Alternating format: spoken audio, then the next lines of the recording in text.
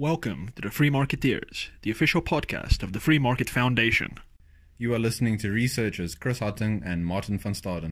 So, the Constitutional Review Committee stopped its hearings on expropriation without compensation today, which is Friday the 14th of September. And the Free Market Foundation did not get an opportunity to make its oral submission, which I find to be completely unacceptable. I know AfriForum, the Institute of Race Relations, the Helen Suzman Foundation all got opportunities to present, among a host of organizations that are obviously very pro EWC, but the Free Market Foundation was never invited, despite the fact that we asked for a slot to present, and despite the fact that we were in constant communication with the Parliamentary Committee.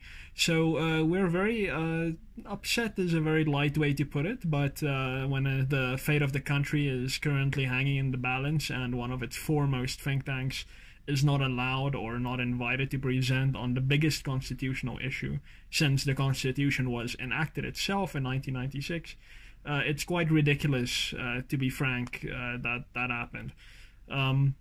So yeah, Chris, I know you were a bit more involved with the discussions around this. I was just looking on, amazed and baffled from the sidelines. What are your thoughts on this? Hi Martin. Yes, it's been kind of a whirlwind, I suppose. Being involved in the process intimately, I feel a bit dazed right now that we didn't get a slot to present at all. Being the Free Market Foundation, and we were involved in the drafting of the Constitution, including the property rights clause. Yeah. From the very beginning, we obviously see it as highly important for a functional, morally right democracy. We think it underpins many other rights. Without property rights, you don't have a right to your body, for example, a right to live as you see fit in your own house, which builds into all sorts of other rights. So right now, I'm not sure what the next step is we're going to take. But if you go back and look at some of our submissions to Parliament, our history, our oral submissions, the way we write, I don't think our submission would have been nearly as what's the word I'm looking for? Nearly as fiery as AfriForum's, and they even had AfriForum there, which, obviously it's great that they had opposition, they allowed at least some opposition voices, but given the FMF's history and track record, our involvement in the country, it's highly surprising that we weren't given a slot, and I think it's something that that should be pointed out when proper procedures aren't followed. We, on our part, made sure to submit in time. We requested a slot, so everything was followed to the letter. Yeah. But simply, perhaps they'll come back and tell us it fell through the cracks. But when it comes to something as important as property rights, that should never fly. We're talking about serious things here. Yeah, no, and you make a good point. I mean, the Free Market Foundation, specifically with Section 25 of the Constitution, was intimately involved during those days, during the constitutional negotiations, in getting that section into the Constitution. There was a lot of talk about not having one at all, and now they are trying to make a substantive change to that provision in order to, some say, to nationalize land, and the government, obviously, some people in government say that that's not the plan. They want to give title deeds to expropriated land to people. But then there are others, including some very left-wing individuals, and of course the very left-wing EFF, that really wants to nationalize all land. And then we have the former president of South Africa and the card-carrying ANC member in good standing, former President Jacob Zuma, saying that everything needs to be nationalized. I think he said this a day or two ago. From banks, financial institutions, land. What is there that he didn't want to have nationalized? Completely ridiculous, of course. Nationalizing everything is, I believe, the very definition of socialism, or the very definition of communism at its furthest extent, and I did not know that Mr. Zuma was such a committed communist, but yeah, apparently he is. I don't know what the point of this is, but geez, that'll be a mistake of massive proportions. Chris, you've been looking at our nationalization book that the Free Market Foundation published a few years ago. We warned against this then, and we're definitely going to keep warning against the notion of expropriating everything now. Yes, our message on nationalization has been consistent throughout. I would encourage everyone to go and read up on the stuff that we've written, but if you want a real world example of the implementation of socialism and nationalization, look at Venezuela right now. Refugees are flooding out of the country, trying to get into Brazil and other countries surrounding Venezuela in South America. The grand plans of Chavez, they've fallen apart, but that is simply the nature of socialism.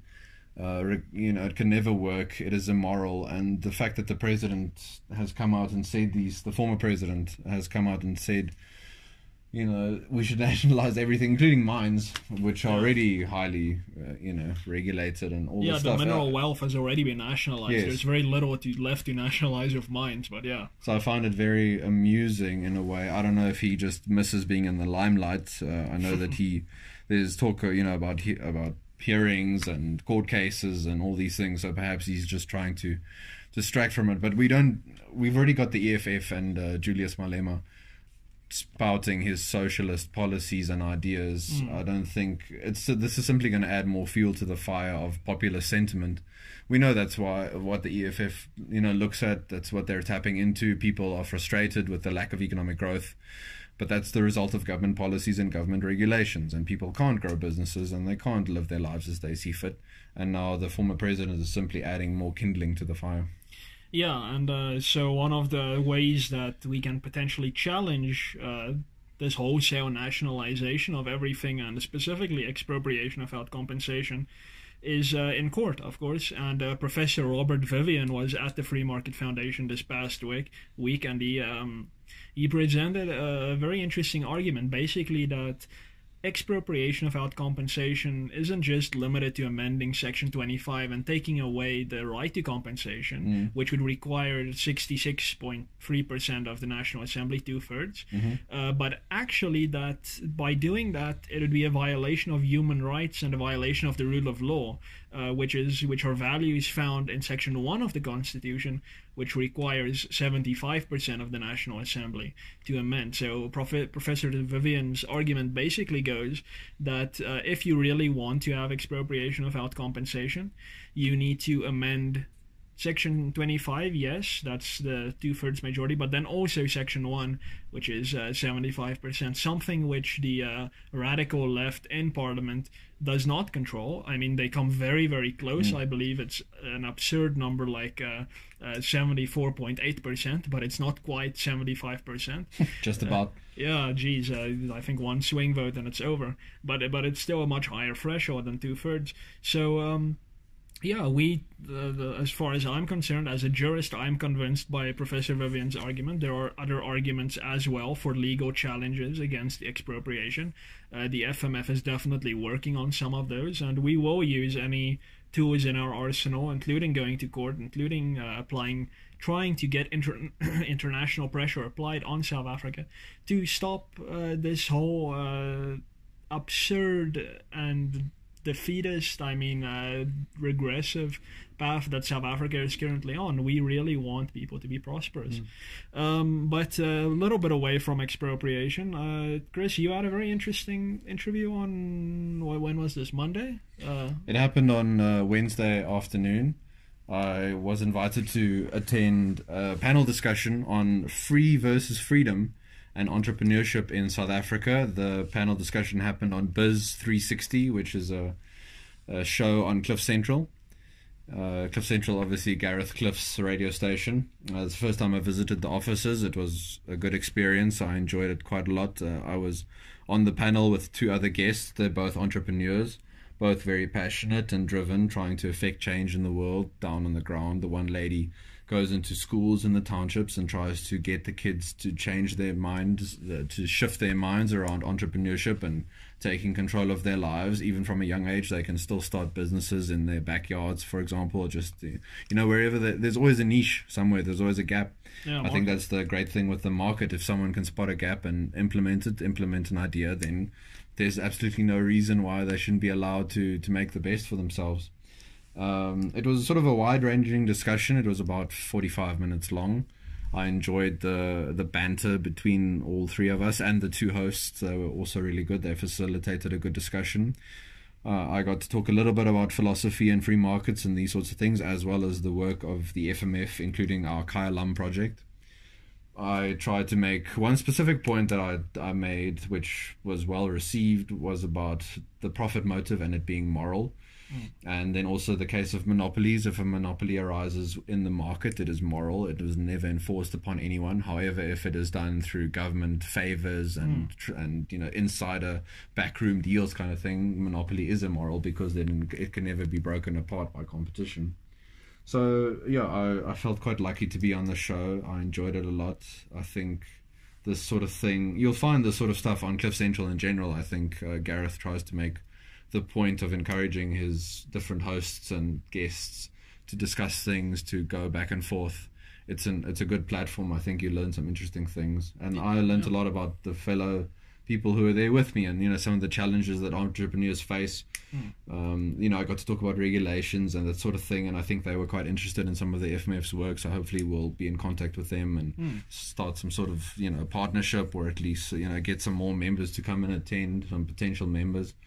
So I think it was a good interview.